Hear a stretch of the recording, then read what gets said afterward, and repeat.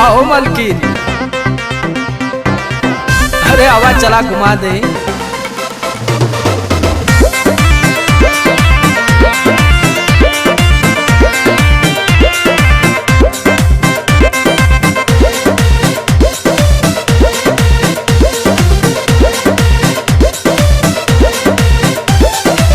चलो ना जानू आज पटना घुमा दूं। अच्छा? चल के बजरिया में शॉपिंग करा दूं।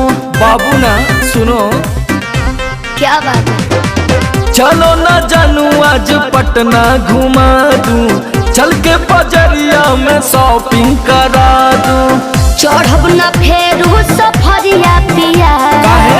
काले से उठे दरदिया पिया, अरे? कमरिया पिया, ओहो। कमरिया पिया, भइल बालपक के ककरिया पिया, अरे दादा। कमरिया पिया, कमरिया पिया, भइल बालपक के ककरिया पिया।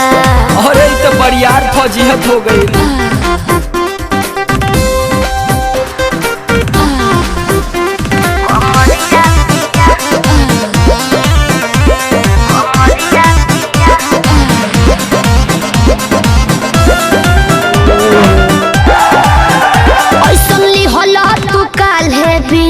राजा जी लागे भइल बा कमरिया की रेख राजा जी, बुझो नहीं?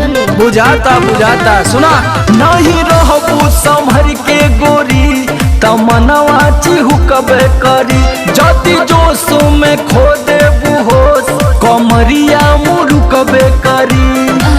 राते तू कइला बरदिया पिया, अच्छा?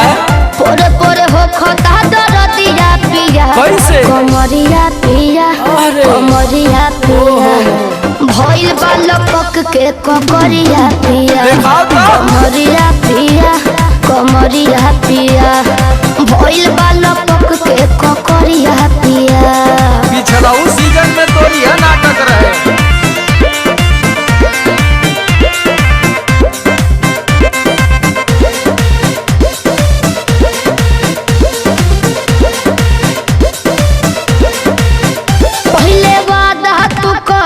आशीष पिया हो, कौन करब ना अब साजिश पिया हो। लगनू चोनाए, हाँ? एगो काम करा, बिना डीपी से झरवा लेबू तब बहुते आराम करी हो। जब दबी है कमर समर दवाई नियन काम करी हो। बुझाइल? ले आवई मदन हरदिया पिया, आग पगली तबे नु जाई सरदिया पिया, हाँ ना? कमरिया पिया, वाह। कमरिया अरे पिया, जिया। भइल बालपक के ककरिया छोड़ पिया, कसके। कमरिया पिया, कमरिया पिया, भइल बालपक के ककरिया पिया। चल मत कर नाटक, बंद कर फाटक। सरदिया पिया, हाँ ना? कमरिया पिया, वाह। कमरिया अरे पिया, जिया। भइल बालपक के ककरिया छोड़ पिया, कसके।